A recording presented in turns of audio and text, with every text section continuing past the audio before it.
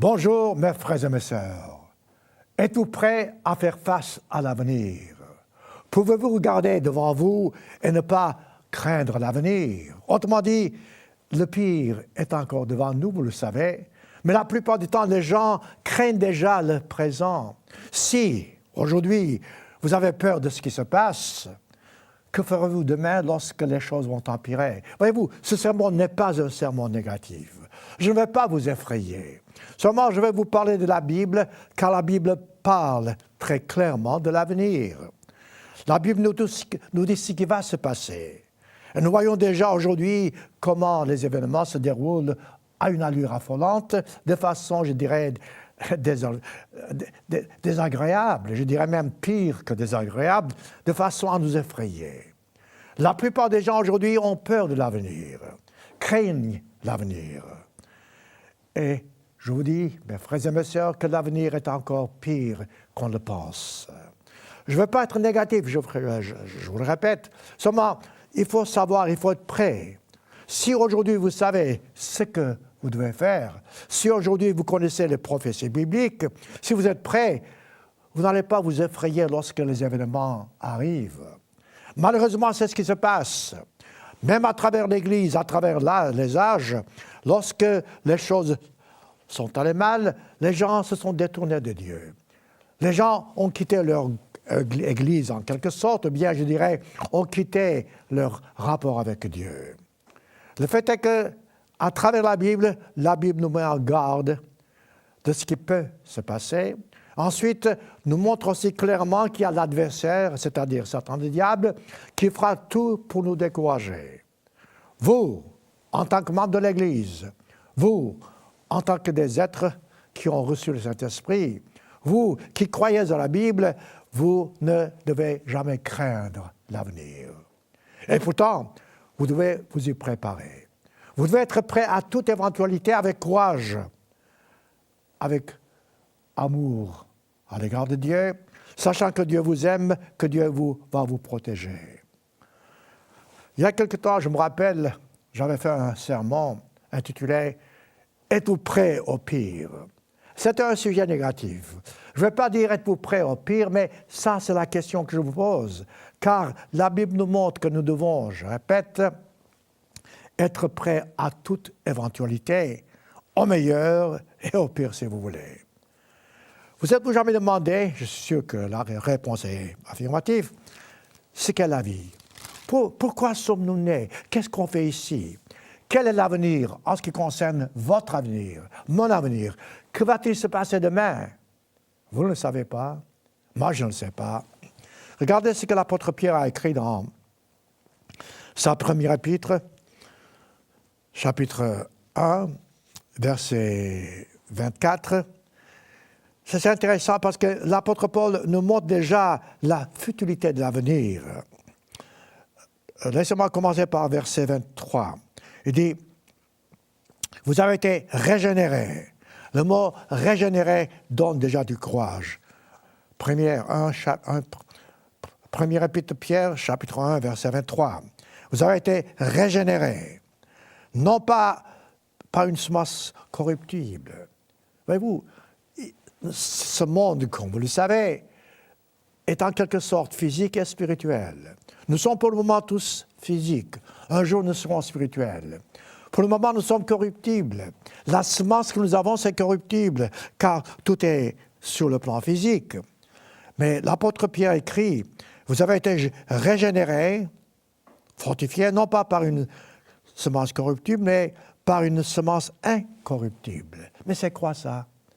C'est le Saint-Esprit que nous avons reçu. Lorsque vous recevez le Saint-Esprit de Dieu, après votre repentir, après votre baptême, vous avez donc une semence incorruptible par la parole vivante et permanente de Dieu. Regardez voir ça, regardez voir ces phrases, cette force. La parole de Dieu, permanente, vivante, et ensuite, après avoir dit ceci, regardez ce que l'apôtre Pierre ajoute, « Car, dit-il, toute chair, voilà votre semence corruptible, toute chair est comme l'herbe. » Vous regardez l'herbe, c'est beau, mais aujourd'hui l'herbe est, et demain elle ne l'est plus. C'est ce que l'apôtre Pierre dit. Toute chair, dit-il, est comme l'herbe. Toute sa gloire est comme la fleur de l'herbe. C'est beau, une fleur, mais ça dure combien de temps? L'herbe sèche, la fleur tombe. Verset 24. Verset 24 et verset 25, mais la parole du Seigneur demeure éternellement. C'est incroyable comme l'apôtre Pierre met cela au clair. Il montre la beauté de l'herbe, la beauté des fleurs. Ensuite, aussi, je dirais, combien de temps ça dure. C'est éphémère tout ça. Méditez de la parole de Dieu. Vous a été annoncé par l'Évangile et cette parole demeure éternellement. Voici où nous en sommes. Jacques, l'apôtre Jacques, de son côté, fait la même déclaration. Les apôtres ont passé par là. Ils savent ce que c'est. Ils ont vu les souffrances humaines. Mais ils n'ont pas eu peur. Ils n'ont pas craint l'avenir comme certains d'entre nous craignent l'avenir. Ils ont fait face à l'avenir avec courage. Voilà pourquoi je vous dis, êtes-vous prêts au pire? Êtes-vous prêts à l'avenir, mais avec une attitude positive? Jacques dit, chapitre 4, verset 13, « À vous, dit-il maintenant, qui dites, aujourd'hui ou demain, nous irons dans telle ville, nous passerons une année, etc. Autrement dit, nous trafiquerons. Vous faites des projets, c'est bien de faire des projets. Seulement, sachez que tous vos projets dépendent quand même de la volonté de Dieu. » Et l'apôtre Jacques ajoute, « Vous qui ne savez pas, verset 14, chapitre 4, Jacques, verset 14, « Vous qui ne savez pas, dit-il, ce qui va se passer demain. Vous êtes une vapeur. » 14, verset 14, « Vous êtes une vapeur d'étude qui paraît pour un peu de temps et ensuite qui disparaît. Vous devriez dire, dit-il, au contraire, si Dieu le veut. » Alors, voilà déjà une recommandation de base. Dans toute chose, mettez Dieu dans votre esprit, dans votre cœur. Autrement dit, dirigez vos pensées vers Dieu. Si, face à vos soucis, face à vos craintes, vous pouvez incorporer le nom de Dieu et mettre dans votre cœur, dans votre esprit que Dieu est avec vous, vous avez déjà le courage dont vous avez besoin pour aller de l'avant. Voilà pourquoi lorsque vous pensez à l'avenir, pensez à l'avenir en tenant la main de Dieu dans la vôtre. Eh oui, Dieu est toujours là. Tenez-lui la main. Marchez avec lui. Si vous marchez avec lui, vous n'aurez pas crainte de l'avenir. Certes, vous aurez cet avenir quand même devant vous, mais vous savez que lui, il est toujours là à vous aider, à vous protéger. Je vous dis ceci, voyez-vous, car j'ai vu par le passé, lors de mon ministère, que certaines personnes dans l'Église même, lorsque les choses vont mal, elles se détournent de Dieu. Elles se détournent de l'Église. Ces gens-là quittent l'Église en disant non, ce n'est plus l'Église. Mais au contraire, ce sont des preuves que c'est l'Église de Dieu, car nous savons que Satan, le diable, nous persécute, voudrait anéantir chacun de nous. Par contre, je le répète, nous ne devons pas craindre Satan. Nous ne devons pas craindre l'avenir. Et surtout, nous ne devons pas douter de Dieu lorsque les choses vont mal. Non, nous ne devons jamais nous détourner de Dieu ni quitter son Église. Il y a des gens qui m'ont dit, ces derniers temps surtout, lorsque nous avons eu quelques problèmes au sein de l'Église même, écoutez, c'est plus l'Église. Alors, chacun commence à avoir ses propres idées, ou alors, certains quittent l'Église. Mais comment pouvez-vous quitter l'Église lorsque vous avez le Saint-Esprit de Dieu?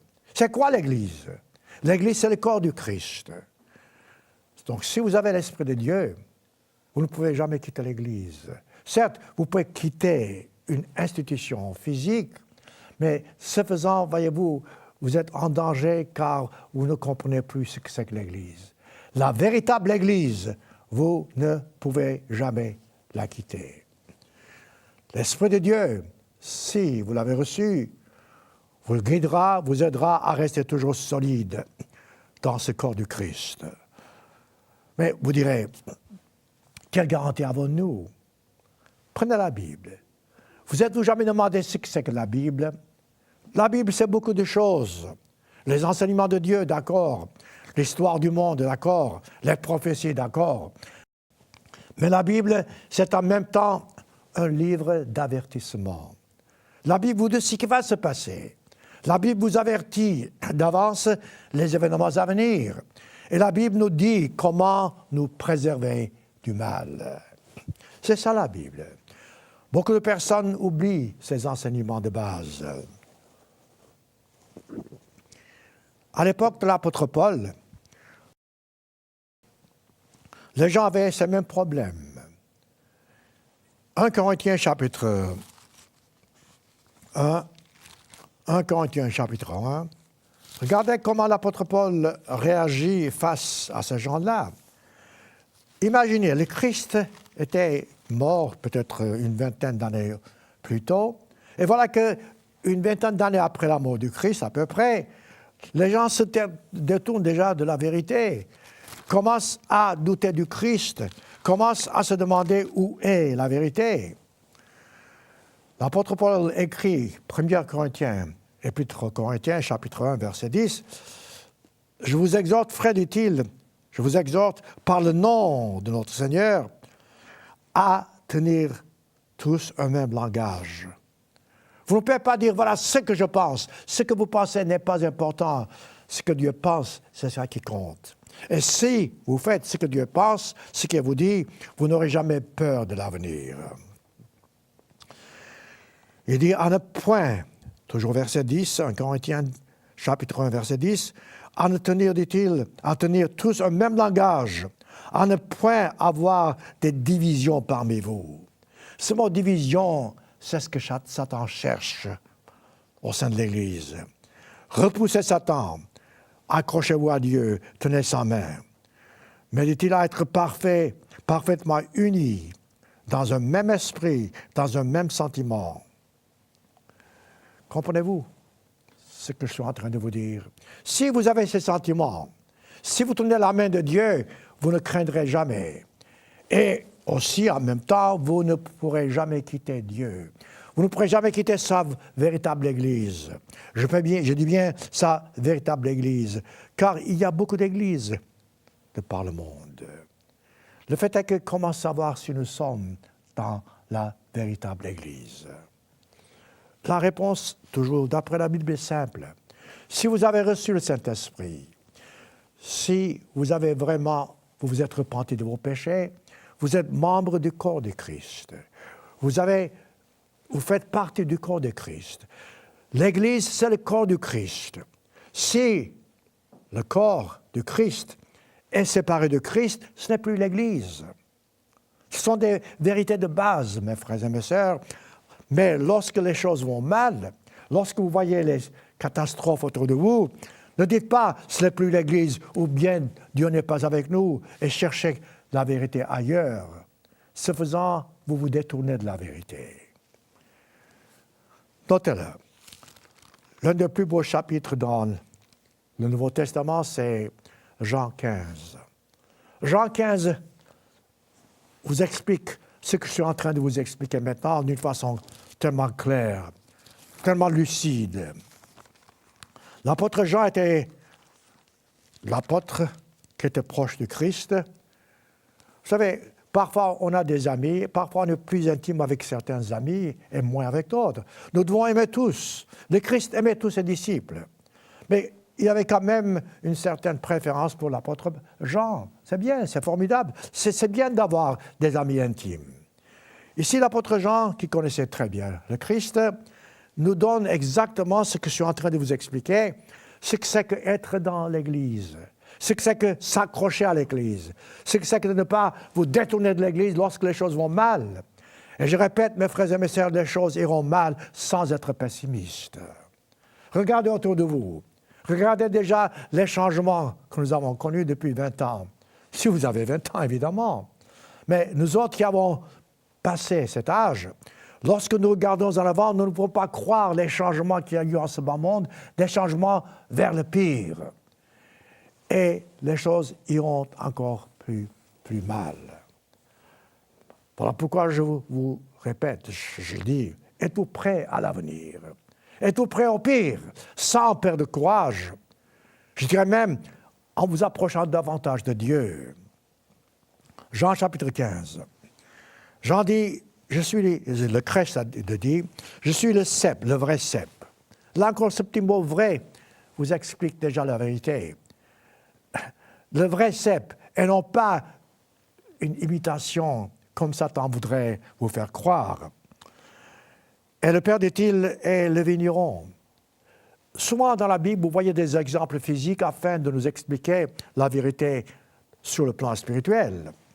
Ensuite, Jean écrit tout sarment, et nous sommes donc les sarments, qui est en moi, dit-il, et ne porte pas de fruits, mon Père le retranche. Tout sarment, dit-il, qui porte du fruit, mon Père l'émonde. C'est encore des exemples physiques. Autrement dit, le Père, Dieu le Père et le Christ seront là pour nous aider à croître, à avancer.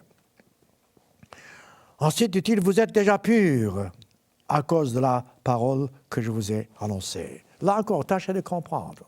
Si vous avez reçu l'Esprit de Dieu, vous êtes en quelque sorte purs. Mais nous marchons vers la perfection, vers la pureté. Nous sommes toujours des êtres charnels. Et vous, le matin, lorsque vous vous levez, vous tous, moi, nous avons toujours des doutes, des craintes. Donc nous ne sommes pas purs. Nous ne sommes pas encore parfaits. Mais si nous marchons avec Dieu, main dans la main, nous aurons de moins en moins crainte et de plus en plus confiance en Dieu. De ce fait, on peut dire, nous devenons de plus en plus purs. Ensuite, l'apôtre Jean donne la raison pour laquelle nous devons être courageux et comment y parvenir. Verset 4, Jean 15, « Demeurez en moi, dit-il, c'est le Christ qui parle, je demeurerai en vous. » Regardez-moi cette phrase. « Si je demeure en Christ, le Christ demeure en moi, alors de quoi aurais-je peur? Que craindrais-je? Qu'est-ce qui peut me faire du tort? » Et ce même commandement se répète à plusieurs reprises dans Jean 15. Vous n'avez qu'à lire, je ne vais pas lire le tout. Mais le Christ a dit par exemple, verset 5, « Je suis le vrai cep », il répète, « Vous êtes les serments, celui qui demeure en moi, et en qui je demeure, dit-il, porte beaucoup de fruits. » Voilà des vérités. Avec ces vérités, vous ne pouvez pas craindre l'avenir. Certes, vous aurez de temps en temps des doutes, ça c'est normal, c'est humain, mais vous en sortez directement, vous en sortez facilement. Et vous saurez que les projets que vous faites, que ce soit fixes ou non dans votre esprit, que ces projets se réalisent ou non, vous avez quand même un avenir qui est permanent, qui est éternel, un avenir qui est sûr. Et cet avenir est basé sur la foi en Christ, sur la parole du Christ. Donc, quelle que soit cette vie terrestre, vous avez vos yeux sur la vie éternelle. Ce faisant, vous ne craindrez pas le présent. Je répète et je répéterai, êtes-vous prêts à faire face au pire? Préparez-vous à l'avenir, non pas avec crainte, mais avec certitude. Préparez-vous à l'avenir en disant que je sais que Dieu est avec moi. Et surtout, si vous êtes dans la vérité, si vous êtes accroché au Christ, vous ne pouvez jamais vous séparer du Christ. Aujourd'hui, vous avez je ne sais pas combien de milliers de religions de par le monde. Mais il y a un seul Dieu, il y a un seul Christ. Et le Christ a un seul corps.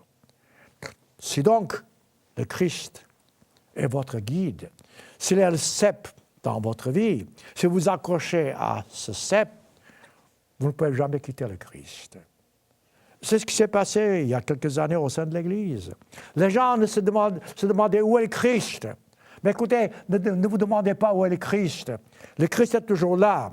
Si vous faites sa volonté, si vous suivez ses enseignements, de Genèse à l'Apocalypse, vous ne pouvez jamais quitter l'Église.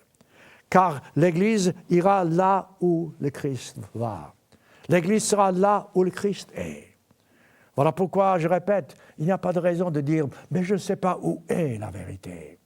La vérité, c'est en Christ, et la vérité, c'est en vous si vous demeurez en Christ. Je tâche de faire ce sujet très important, car les jours viendront où les gens se demanderont « mais où est l'Église de Dieu ?» Parce que l'Église de Dieu n'a pas la garantie comme quoi nous serons protégés contre tout mal, non. Satan est toujours là, Satan va nous attaquer. Satan va faire les choses à ce que à être donc pour nous à être découragés. Mais ne soyez jamais découragés, car Dieu est beaucoup plus fort que Satan. Satan n'est qu'un instrument entre les mains de Dieu. Voyez ce qui s'est passé à l'époque de Jean. Jean chapitre 6. Ce sont ces vérités-là que le Christ a enseignées aux apôtres, et ce sont ces vérités même que les apôtres nous enseignent, et nous voyons ce que nous appelons aujourd'hui à travers la Bible. Jean a parlé de cela. Jean a parlé de Dieu le Père en disant que c'est Dieu le Père qui nous appelle. Et c'est vrai, Dieu nous appelle, le Christ nous choisit, Jean chapitre 6, entre guillemets, mais continuons. Ensuite, une fois que Dieu nous appelle, nous devons croître dans la grâce et la vérité. Le Christ est venu dire qu'il est le pain de la vie. Autrement dit, il nous a montré que nous devons vraiment nous accrocher à la nourriture qu'il nous donne. Nous devons nous nourrir de toutes paroles qui sont de la bouche de Dieu. C'est ça être le pain de la vie. Donc, si nous vivons de la chair du Christ, au figuré, je parle maintenant, nous n'aurons pas peur de l'avenir. Nous ne craindrons rien. Nous aurons cette certitude et nous serons surtout sûrs que nous faisons partie du corps du Christ. Le Christ a parlé de cela dans Jean 6. Il dit, je suis, dit-il, le pain de la vie. Et qu'est-ce qui s'est passé? Certains disciples plutôt, n'ont pas compris cela. Ils ne savaient pas ce que c'est que le Christ d'être le pain de la vie et comment nous devons manger de sa chair. Alors, ils ont pris une décision. Laquelle? La mauvaise, la pire. Puisque je ne comprends pas, je m'en vais ailleurs chercher la vérité quelque part ailleurs. Voilà ce que vous devez craindre. Si vous ne comprenez pas quelque chose dans la Bible, tâchez de la comprendre, de demander à quelqu'un d'autre qui le sait, un ministre de Dieu s'il le faut. Mais Dieu vous aidera à comprendre. Mais lorsque vous vous détournez en disant « je vais chercher la vérité ailleurs », dans ce cas-là, vous prenez le mauvais chemin. Regardez, le Christ a parlé dans Jean 6, je répète, de ce qu'il est la vérité, de ce qu'il est le chemin, de ce qu'il est la résurrection, de ce qu'il est le pain de vie. Alors, lorsqu'il a parlé d'être le pain de vie, plusieurs, ils n'ont pas été d'accord avec le Christ. Verset 66, Jean 6, 66. Dès ce moment-là, plusieurs de ses disciples se retirèrent et ils n'allaient plus avec le Christ. Regardez voir ça. Je répète, lorsque vous ne comprenez pas quelque chose qui est dans la Bible, ce n'est pas une raison pour vous détourner de Dieu. Au contraire, vous devez vous approcher de Dieu davantage, priez davantage, mettez-vous à genoux davantage, demandez à Dieu de vous aider à comprendre. Ne faites pas comme ces disciples qui se sont détournés. Les vrais apôtres du Christ ne se sont pas détournés de lui. Eux aussi n'ont pas compris ce que c'était que pour le Christ d'être le pain de la vie. Ils n'ont pas compris. Mais ils sont restés avec le Christ. Et lorsque le Christ a demandé à ses disciples, « Et vous » verset 67, Jean 6, 67, « Et vous? Vous ne voulez pas aussi vous en aller? » Le Christ est toujours là pour nous aider.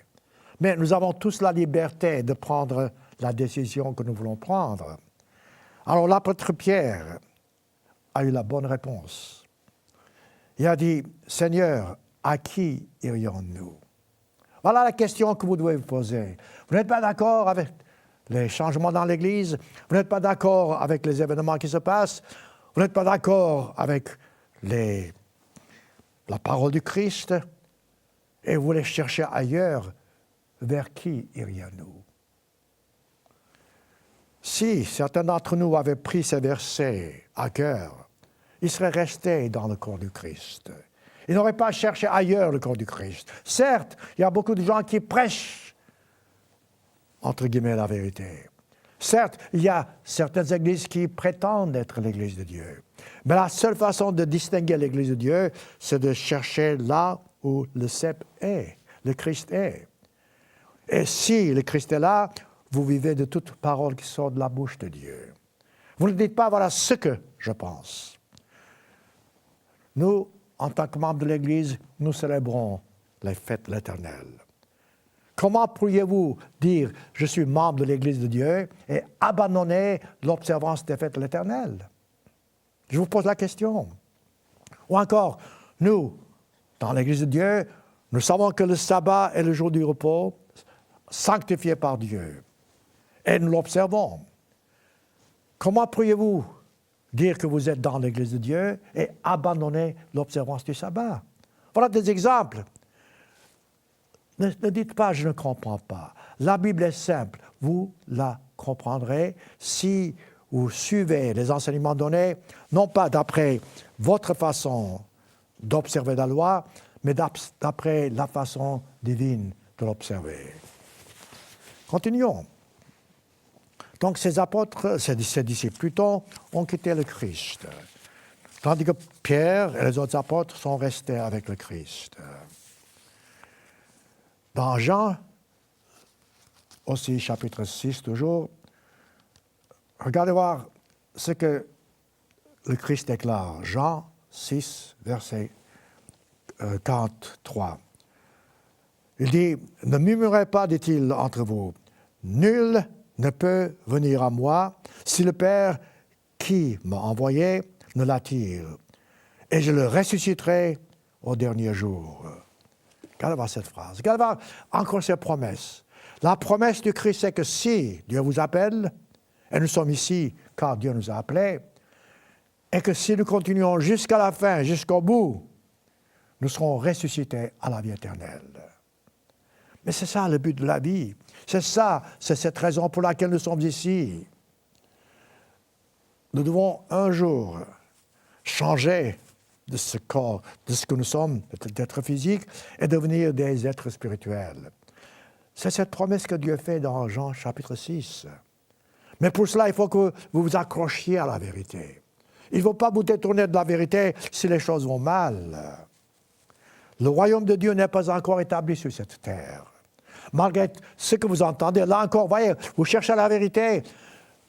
Il y a des gens qui, censément, sont chrétiens, qui disent « le royaume de Dieu est déjà ici ». Non, le royaume de Dieu n'est pas encore établi sur cette terre. Car le roi de ce royaume n'est pas encore sur cette terre. Le Christ reviendra en tant que roi des rois et seigneur des seigneurs sur cette terre pour gouverner toute la terre. Et alors, les gens comprendront. Mais nous qui sommes membres de l'Église de Dieu, nous savons cela. Nous restons toujours accrochés au Christ, à cette vérité. Et nous serons avec lui pour aider le reste de l'humanité à comprendre ces simples vérités. Pour le moment, nous sommes des êtres engendrés de Dieu, pas encore nés. Voilà pourquoi le royaume de Dieu n'est pas encore ici-bas. Commencez-vous à comprendre. Savez-vous quel a été le premier mensonge proféré en ce bas monde? Qu'est-ce qui a proféré ce mensonge? Genèse chapitre 3. Satan le diable. Dieu avait dit au premier couple que le couple devait lui obéir et cultiver la terre et vraiment observer les commandements de Dieu. Et que si le couple se détournait de Dieu ou transgressait la volonté de Dieu, que l'homme mourrait. Donc, automatiquement, nous savons déjà que l'être humain n'a pas été créé immortel. Comment pouvez-vous être immortel si vous mourrez? Dieu a dit au premier couple, Adam et Ève, donc s'ils prenaient du fruit défendu, ils mourraient. Satan a dit le contraire. Il dit, non, dit-il, si vous prenez, Genèse chapitre 3, vous n'avez qu'à lire, Dieu sait que vous vivrez. Dieu vous cache en quelque sorte ce qui est meilleur pour vous. Ça encore, c'est un autre mensonge satanique. Dieu ne nous cache jamais ce qui est bon pour nous. Dieu ne nous prive jamais de ce qui est bon pour nous, jamais. Dieu est toujours disposé à nous donner ce qui est bon, ce qui est juste, ce qui est le meilleur. C'est nous qui nous en privons en nous détournant du bon chemin. Tant que le couple a cru à Satan, ils ont pris du fruit défendu, ils sont morts. Étrange. C'est ce mensonge du premier, dès le commencement, qui aujourd'hui paraît encore aux yeux des gens comme étant de la vérité. Car presque toutes les églises du monde prêchent que nous avons une âme immortelle. Et pourtant, Dieu a dit à plusieurs reprises, l'âme qui pêche, c'est celle qui mourra. Commencez-vous à comprendre comment être accroché à la vérité, comment être prêt à vraiment croire en Dieu et faire sa volonté. Aujourd'hui, je répète, il y a tellement de confusion au sein du christianisme. Il y a tellement de confusion au sein de la société. Regardez la société, la corruption qui entre dans les mœurs. Mais ce qui est encore vrai, c'est que demain, ce sera pire. Voilà pourquoi je vous pose la question, êtes-vous prêts au pire, sans craindre? Si vous êtes avec Dieu, si vous croyez en Dieu, si vous faites sa volonté, vous ne craindrez jamais, je dis bien jamais, l'avenir. Mais vous vous préparez à l'avenir. Quelle garantie avez-vous, vous, moi, que nous serons encore demain vivants? Aucune garantie, vous avez vu. Mais comment est-ce que nous pouvons être sûrs que nous avons l'Esprit de Dieu? Voilà encore une autre question. Il y a beaucoup de gens qui posent ces questions. Comment, je rencontre beaucoup de gens qui disent « Je suis converti, j'ai l'Esprit de Dieu ». Bon, comment pouvez-vous le prouver? C'est simple. Une fois encore, la vérité est très simple. Vous pouvez prouver que vous avez l'Esprit de Dieu lorsque vous observez les commandements de Dieu. Sans exception. Lorsque vous faites ce que Dieu vous dit, lorsque vous vivez de toutes paroles qui sont de la bouche de Dieu. Et ce faisant, automatiquement, donc, vous vous repentirez de vos péchés, vous vous ferez baptiser, car vous faites ce que Dieu vous dit. Et c'est alors, et alors seulement, que vous pourrez dire que j'ai reçu l'Esprit de Dieu. Actes, chapitre 5. Actes, chapitre 5, verset 32. Là encore, ce sont de simples vérités. La Bible ne se contredit jamais. Donc, si vous cherchez une vérité dans un passage quelconque, ailleurs, cette vérité ne sera pas démentie, aucunement. Ce que je viens de vous dire maintenant, c'est prouvé une fois encore dans Actes, chapitre 5, verset 32. Alors, nous sommes, Actes 5, 32, nous sommes témoins de ces choses. Auparavant, donc, ici, nous voyons ce que c'est que la vérité et comment suivre Dieu. De même, dit-il que le Saint-Esprit que Dieu a donné à ceux qui lui obéissent. Regardez voir cette phrase. Regardez voir ce verset. Le Saint-Esprit de Dieu est donné à ceux qui lui obéissent. C'est la même instruction que le Christ a donnée en disant « Vous demeurez en moi et je demeurerai en vous ». Ce faisant, vous ne craignez pas l'avenir. Ce faisant, vous ne dites pas où est l'Église de Dieu. Ce faisant, vous savez que vous êtes membre de l'Église de Dieu et que là où le Christ est, vous serez avec lui. C'est simple. Et pourtant, c'est difficile. C'est difficile car Satan vous tâchera de vous convaincre autrement. Ne permettez pas à Satan de vous détourner de la vérité. Continuons. L'Esprit de Dieu est un esprit de sagesse, d'amour, de courage. 2 Timothée, chapitre 1. Nous savons ces choses. Nous savons ces choses, mais nous les oublions lorsque les choses se gâtent. Mes frères et mes sœurs, nous devons nous les rappeler lorsque les choses se gâtent. C'est à ce moment-là que nous devons avoir cette certitude, et non pas lorsque les choses vont bien. Il est facile d'être chrétien quand tout va bien. Mais lorsque nous faisons face à l'adversité, lorsque nous souffrons, c'est à ce moment-là que nous devons faire preuve de courage. Pourquoi? Parce que le Saint-Esprit est en nous. Parce que ce courage nous vient du Saint-Esprit. Parce que Dieu est avec nous. Parce que nous tenons la main du Christ. Nous marchons avec lui. Nous n'aurons pas peur de l'avenir. 1 Timothée chapitre 1, verset 7. Car ce n'est pas un esprit de timidité. On parle maintenant de l'Esprit de Dieu. Mais, que Dieu nous a donné, mais un esprit de force. Si vous avez la force, vous ne craignez pas l'adversaire. Un esprit d'amour. Si vous avez de l'amour dans votre cœur, vous aimez votre prochain. Vous aidez votre prochain. Vous aimez votre prochain comme vous-même.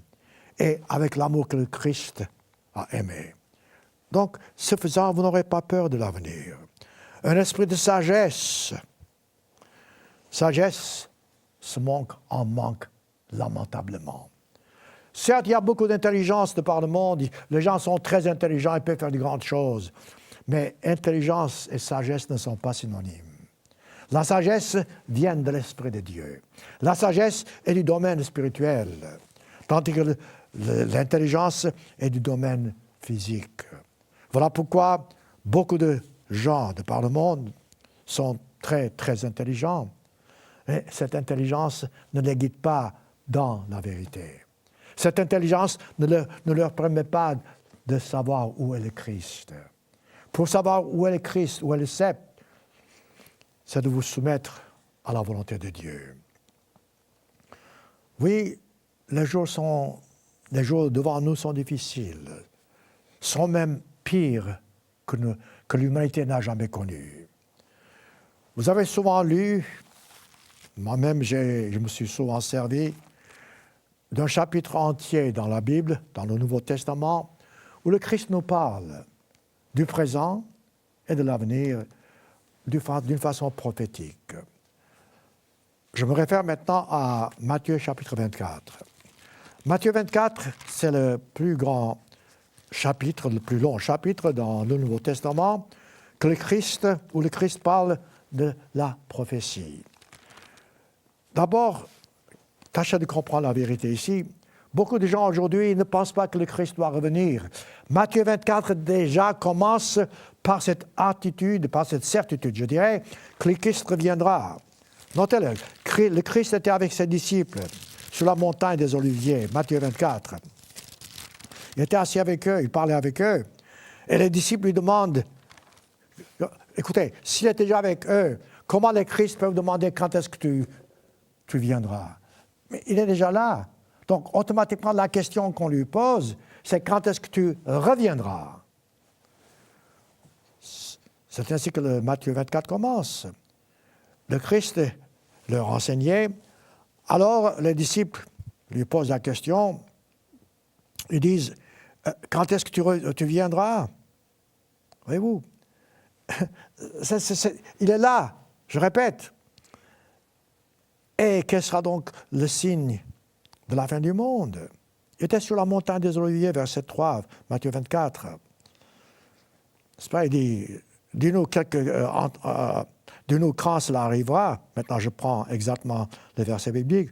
Et quel sera le signe de ton avènement? Certainement, il parle du second avènement de Christ et la fin du monde. Et qu'est-ce que le Christ a dit? Quel est le premier avertissement qu'il donne? Il dit, prenez garde. Intéressant, car c'est la première remarque qu'il fait. Prenez garde, dit-il, que personne ne vous séduise.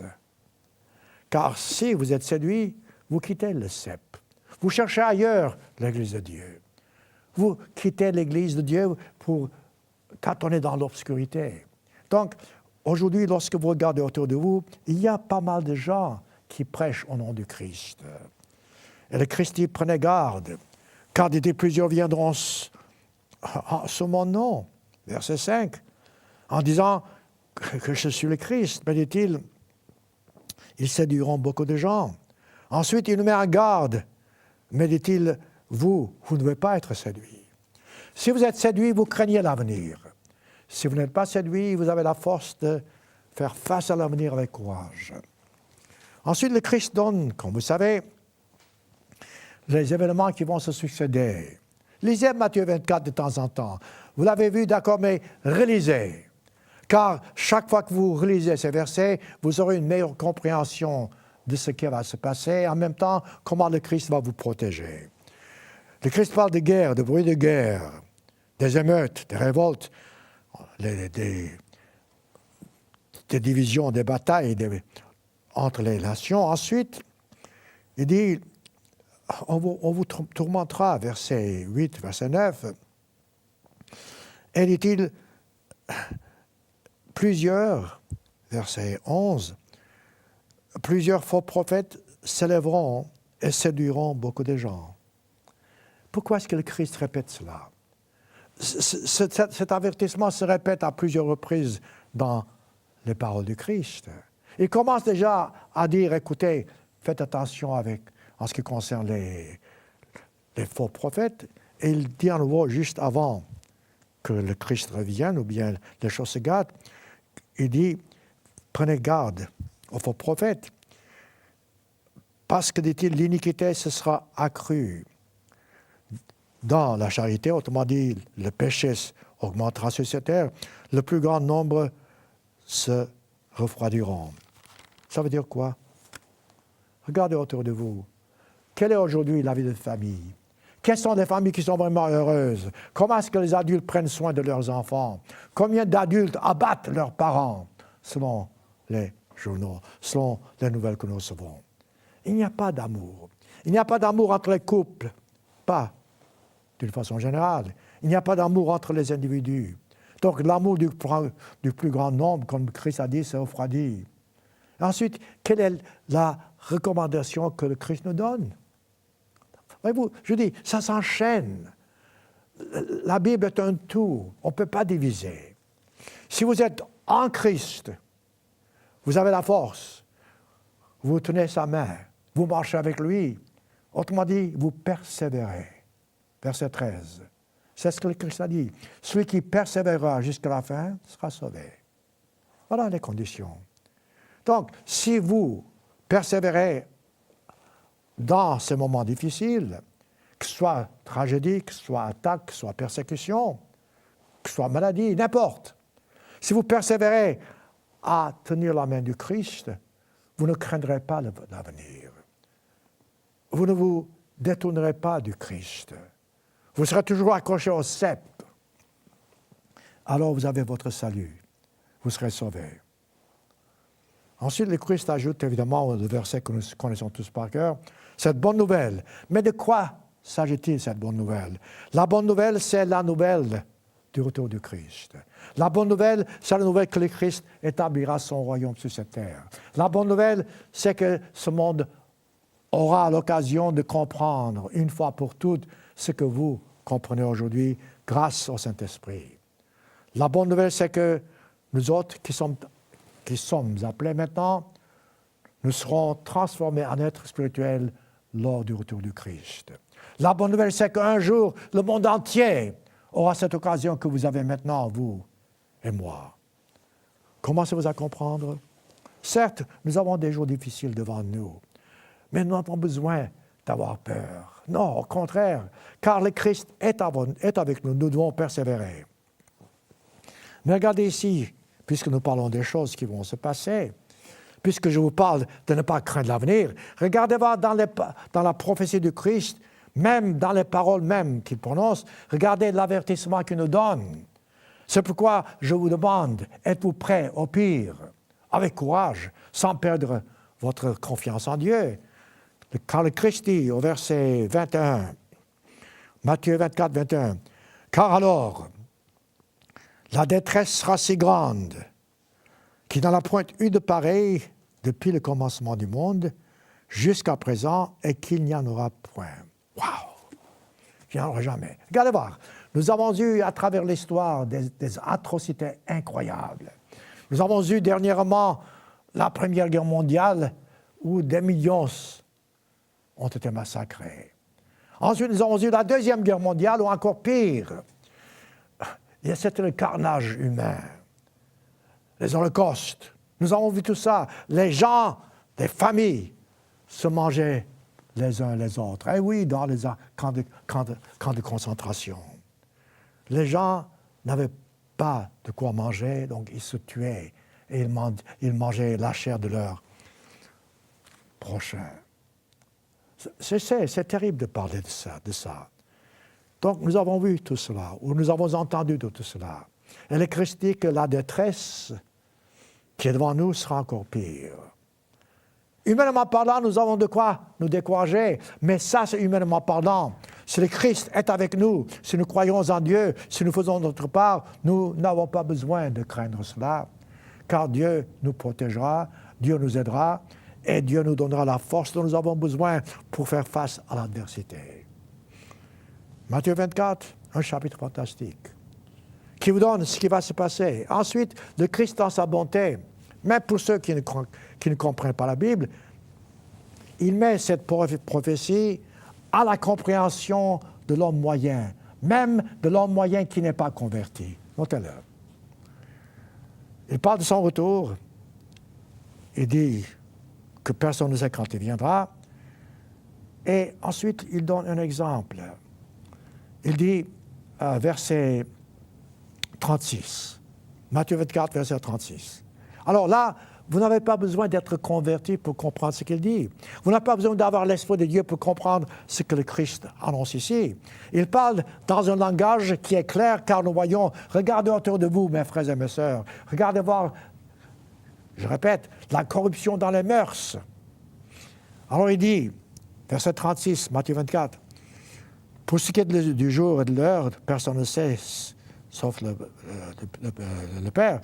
Ce qui arriva, verset 37, ce qui arriva du temps de Noé arrivera de même au second avènement du Christ.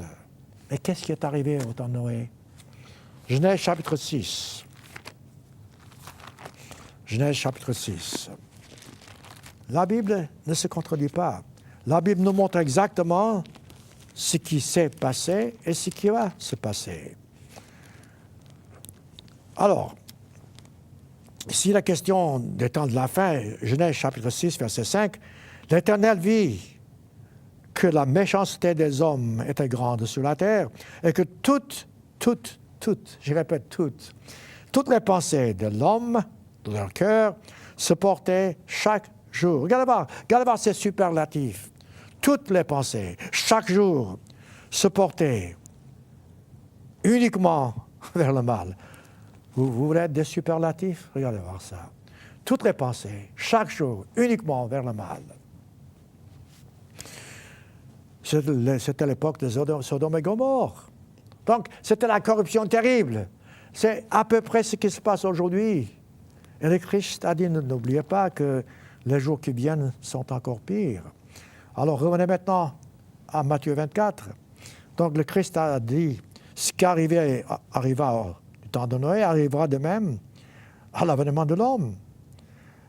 Parce que les gens, n'est-ce pas, donc, vivaient de cette façon-là, et ils s'en fichaient de tout, jusqu'au moment, dit-il, où Noé entra dans l'arche, verset 38-39, et les hommes ne se doutaient encore de rien.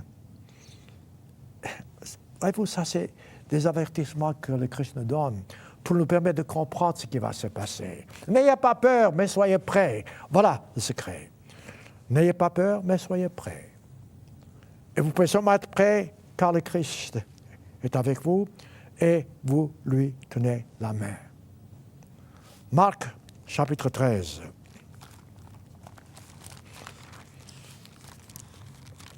Marc, chapitre 13, encore une autre façon de nous encourager, de nous dire comment être prêt à toute éventualité.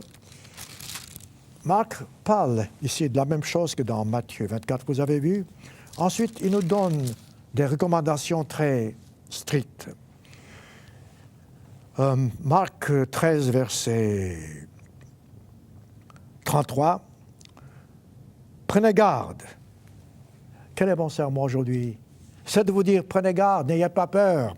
Prenez garde, dit-il, veillez et priez. Mes frères et mes sœurs, vous ne pouvez pas craindre lorsque vous veillez et priez. Vous ne pouvez pas douter de Dieu lorsque vous veillez et priez. Vous ne pouvez pas quitter l'Église de Dieu, la véritable, lorsque vous craignez, lorsque vous priez et veillez. Il dit, veillez et priez, parce que vous ne savez pas quand ce temps viendra. Non, le Christ lui-même a dit, vous ne savez pas, nous ne saurons pas quand le Christ viendra, mais déjà nous pouvons voir, comme l'exemple qu'il donne, le figuier. Nous voyons que le temps est proche, le temps c'est mûr. Donc, préparez-vous.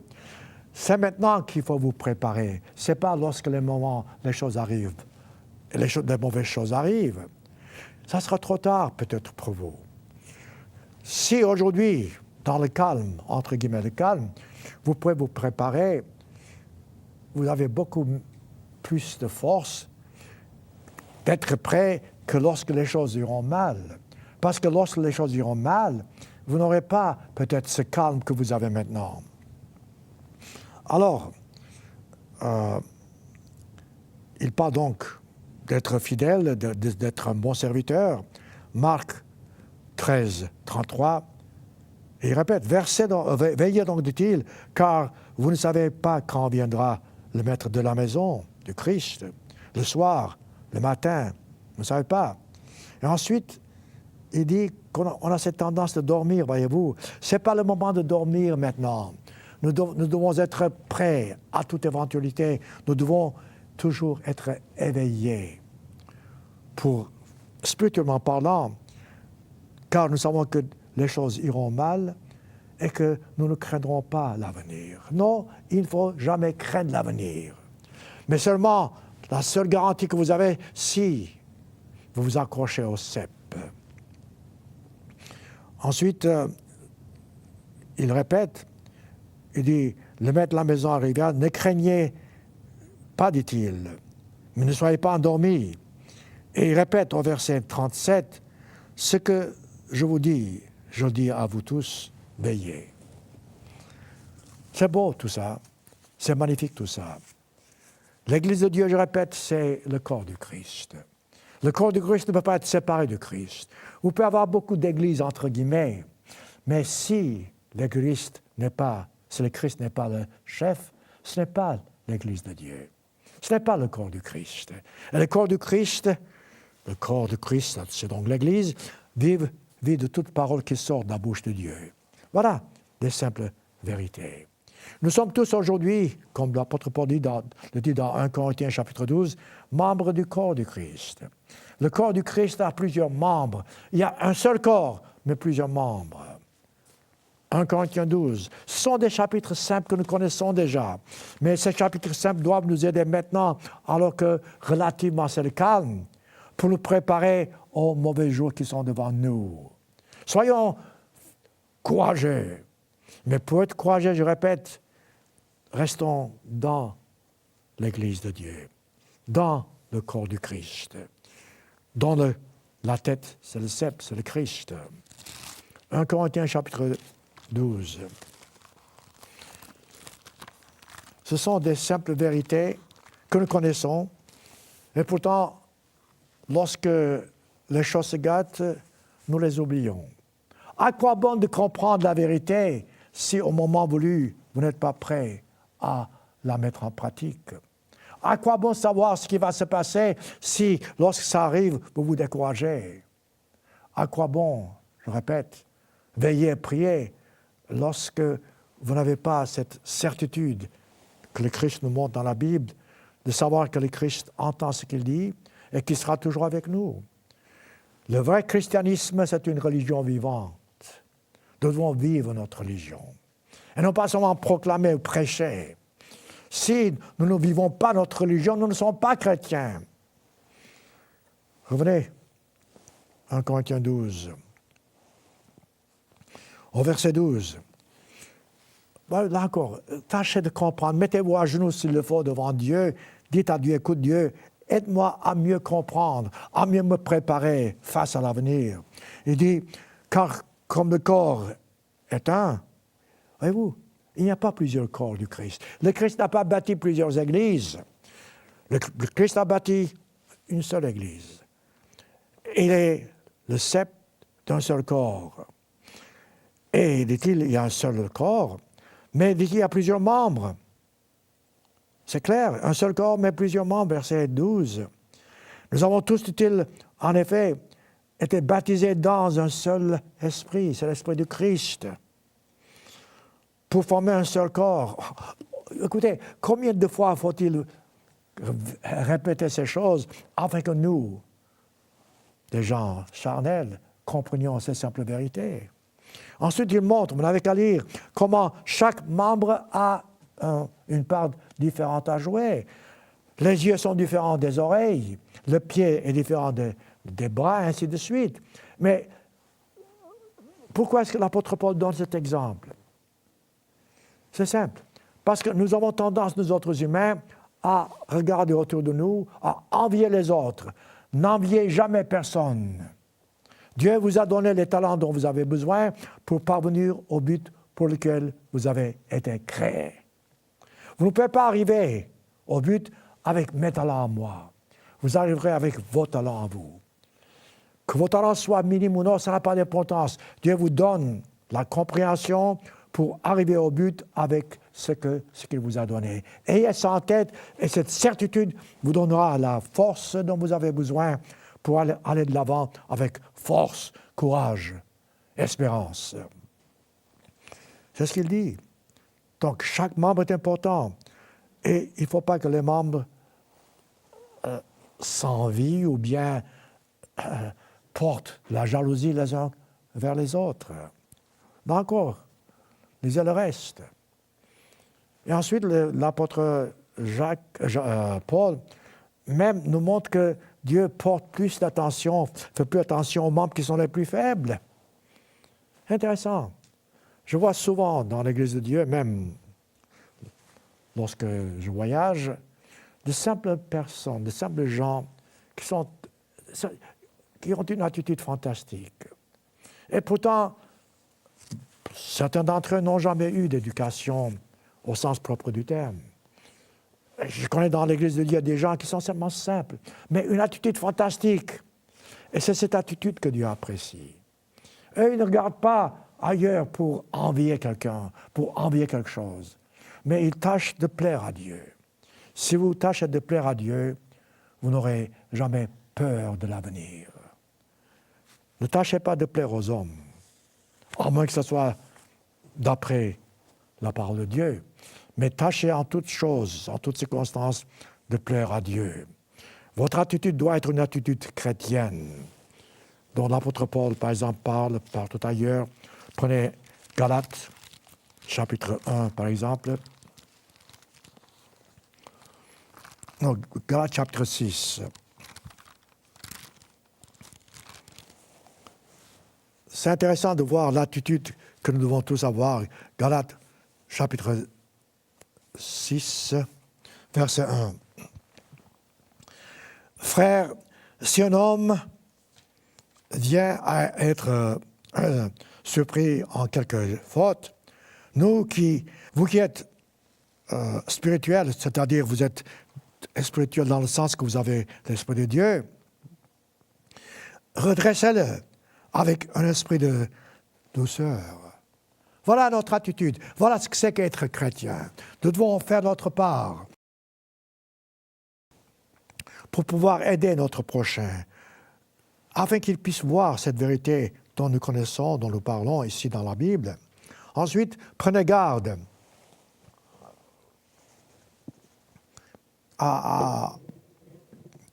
c'est prends garde à toi-même, dit-il, de peur que tu ne sois aussi tenté.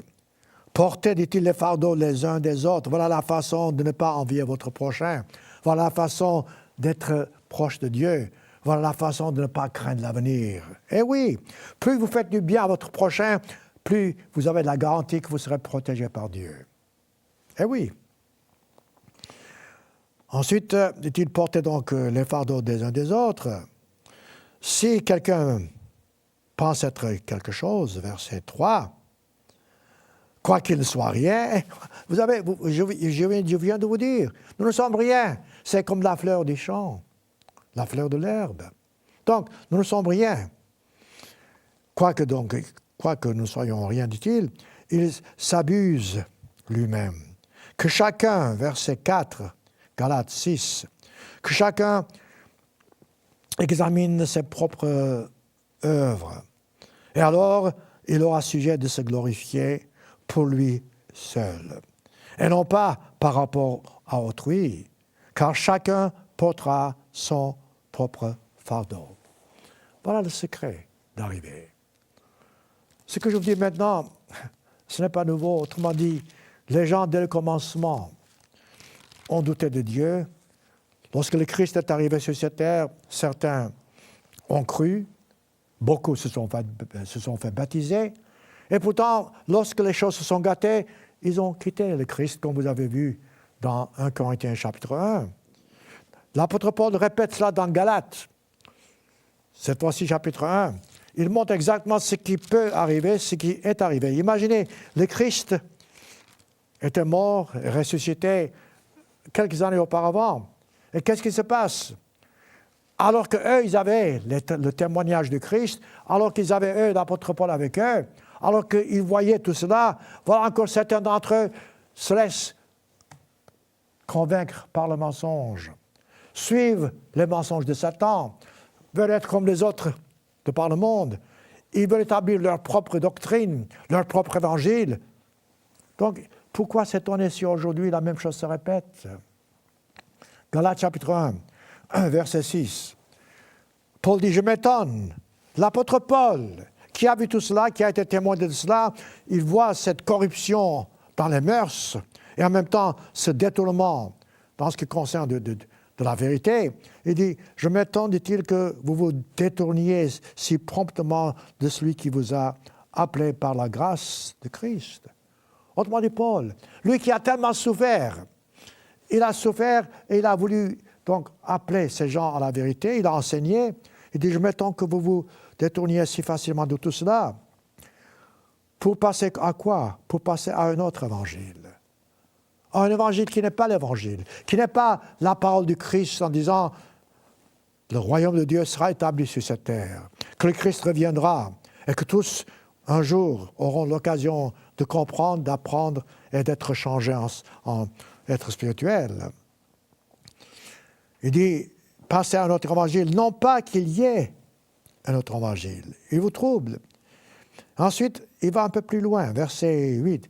Quand même un ange du ciel, et c'est arrivé dans la Bible, Dieu a permis ceci, un ange du ciel annoncerait un autre évangile, dit-il, que celui que nous avons prêché, qui soit anathème. C'est faux, ces choses-là. Donc, plutôt que de vous décourager, ayez cette certitude. Dieu vous a appelé et Dieu ne vous abandonne pas. C'est vous qui l'abandonnez. C'est vous qui vous détournez de lui. Dieu est toujours avec vous. Mais si vous commencez à donc chercher un autre évangile, chercher une autre aide quelque part ailleurs, alors là, vous êtes dans le mauvais chemin. Et l'apôtre Pierre, 2 fois, il dit qu'il soit anathème, ceux qui suivent ce chemin-là. Alors, commençons à grouper maintenant toutes ces choses. Dieu veut que tous les hommes soient sauvés. 1 Timothée chapitre, je pense 1 Timothée chapitre 2. Dieu veut que tous soient sauvés. Mais tous ne seront pas sauvés à moins que c'est tous, ou bien ces gens-là, ou tout le monde, vraiment fassent ce que vous faites aujourd'hui. Autrement dit, tout le monde aura l'occasion de comprendre ce que vous comprenez maintenant. Tout le monde aura l'occasion d'observer le sabbat, d'observer les fêtes, d'observer les commandements de Dieu. Mais c'est toujours en toute liberté. Vous n'êtes pas forcés aujourd'hui à obéir à Dieu. Vous êtes libres. Moi, je suis libre. Nous pouvons à tout moment nous détourner de Dieu. Donc, cette même vérité se répétera avec tout le monde. Tous, lorsque le moment viendra d'être appelés, auront cette liberté. Aujourd'hui, vous pouvez changer totalement de direction, de chemin. Vous dites, bon, je quitte. Bon, vous payez les conséquences. Ce faisant, vous avez perdu cette certitude. Vous n'êtes plus membre du CEP. Dieu est bon. Dieu fera tout pour qu'il vous donne l'occasion de comprendre cela et vous protégera. Votre part, c'est ça qui compte. La plupart du temps, ces choses-là n'arrivent pas parce que, voyez-vous, nous commençons à penser à notre façon, à la façon de plaire à la nature charnelle. C'est intéressant car l'apôtre Paul a écrit 14 épîtres dans le Nouveau Testament. L'apôtre Paul a parlé de choses parfois qui sont difficiles à comprendre. Du reste, l'apôtre Pierre lui-même a dit, il y a dans les écrits de Paul des choses difficiles à comprendre. Bon, alors, aujourd'hui, regardez autour de vous. Le christianisme est divisé en plusieurs centaines, je dirais, voire milliers, de sectes et de confessions. Pourquoi? Sur quoi se base-t-il? Sur l'évangile de Matthieu? Non. Sur l'évangile de Marc? Non. De Jean? Non. Sur les autres apôtres comme Pierre? Non. Principalement, ils prennent l'apôtre Paul. Car c'est l'apôtre Paul qui censément dit « Vous n'avez plus besoin d'observer le sabbat ». J'ai bien censément dit. C'est l'apôtre Paul qui a dit « Les fêtes de Dieu, c'est l'ombre des choses à venir ». C'est l'apôtre Paul qui a dit « Vous pouvez manger de tout ». Autrement dit, ils prennent les écrits de l'apôtre Paul, comme quoi vous n'avez plus besoin d'obéir à Dieu. Mais écoutez, c'est idiot, c'est ridicule. Car l'apôtre Paul lui-même a donné sa vie pour prêcher la vérité, pour prêcher que vous devez toujours obéir à Dieu. Regardez ce qu'il a dit dans 1 Corinthiens, chapitre 11. Comment est-ce que l'apôtre Paul pouvait dire quelque chose qui soit contraire à ce que le Christ a dit, lorsque lui a prêché cette vérité, lorsque lui a donné sa vie, lorsque lui, en toute franchise, en toute honnêteté, dit, regardez voir, 1 Corinthiens 11, « Soyez mes imitateurs », verset 1. Mais regardez voir, « Soyez mes imitateurs », suivez-moi comme je suis moi-même du Christ. Voilà le secret. Le Christ a-t-il jamais transgressé les lois divines? Non. Le Christ n'a jamais péché, dit l'apôtre Pierre à plusieurs reprises, et aussi dans la Bible. Donc, le Christ n'a jamais péché. Et l'apôtre Paul dit, j'ai suivi le Christ, et comme vous-même, vous devez tous suivre le Christ. Faites comme moi. Alors, comment pouvez-vous prendre l'apôtre Paul en disant que c'est lui qui nous a dit maintenant que les lois divines ne sont plus valables? Voyez-vous, ça ne prend pas beaucoup d'imagination pour comprendre la vérité. En ce bas monde, aujourd'hui, et ça sera de plus en plus, je dirais, mauvais lorsque les choses iront mal, en ce bas monde, vous aurez toutes sortes de tentations pour vous détourner de Dieu, pour chercher des excuses dans la Bible, pour vous dire, bon, ce que je pensais, ce n'est plus correct, je suis libre de faire ce que je veux, et c'est vrai, vous pouvez faire ce que vous voulez, mais ce faisant, vous vous détournez de Dieu. Si vous avez cette compréhension que les choses iront mal et que Satan ira de plus en plus fort pour vous décourager, là, alors vous serez sur vos gardes. Comme Marc a dit, veillez et priez. Mes frères et mes sœurs, à travers la Bible, nous voyons une chose qui est absolument certaine. Dieu veut que nous puissions arriver au but pour lequel nous avons été créés. Dieu ne veut pas que nous craignions l'avenir. Dieu ne veut pas que nous cédions aux tentations de Satan le diable. Satan est toujours là. Satan est toujours le Dieu de ce siècle. Satan fera tout pour détruire l'Église, pour détruire chaque être humain aujourd'hui qui est appelé de Christ et de Dieu. Mais Dieu est plus fort que Satan. Satan ne peut absolument rien faire sans la permission de Dieu. Et la raison pour laquelle Satan existe, la raison pour laquelle Dieu a permis à Satan de séduire l'homme, c'est que Dieu veut que l'homme puisse avoir la liberté de choisir. Voilà. c'est une épreuve. Et durant cette épreuve, Dieu qui est plus fort que Satan, Dieu qui a créé même Satan en tant que Lucifer au commencement, Dieu nous donne toute la force dont nous avons besoin pour arriver au but. Alors, une fois que vous comprenez cela, pouvez-vous vraiment craindre l'avenir? Pouvez-vous vraiment dire, non, je n'en peux plus? Non, tout est clair, tout est facile à voir, mais préparez-vous d'avance. Comme dans les proverbes, je voulais vous citer, mais je n'ai pas le temps, Dieu nous compare aux fourmis. Dites, faites comme les fourmis, dit-il. Elles se préparent déjà en été pour l'hiver. Mettez de côté ce dont vous aurez besoin plus tard. Préparez-vous, prêtez oreille aux avertissements que vous recevez, qui seraient justes, comment vous préparer aux jours mauvais qui sont devant nous. Ce faisant, vous ferez votre part. Mais avec tout ça, mettez votre confiance en Dieu, car c'est Dieu et Dieu seul qui vous donne la protection finale. Et terminons avec une recommandation magnifique de l'apôtre Paul, puisque nous parlons de Paul. Lui qui a tellement souffert, lui qui a fait face à toutes les épreuves, lui qui a donné sa vie, l'apôtre Paul, quel a été son secret? Son secret était simple. Il avait promis à Dieu, écoute Dieu, montre-moi la voie et je ferai. Car Dieu, lorsque Dieu l'a appelé, il a dit, qu'est-ce que tu veux que je fasse? Lorsque Dieu lui a révélé ce qu'il fallait faire, l'apôtre Paul ne s'est jamais détourné de cette vérité. Vous-même, vous ne devez jamais vous détourner de cette vérité. Si vous avez appris la vérité, si vous êtes membre du corps du Christ, vous ne pouvez jamais vous en détourner. Et comment feriez-vous? Quelle est votre garantie? Paul vous le donne dans Romains, chapitre 8. Non, chapitre 8. Regardez voir cette force de caractère.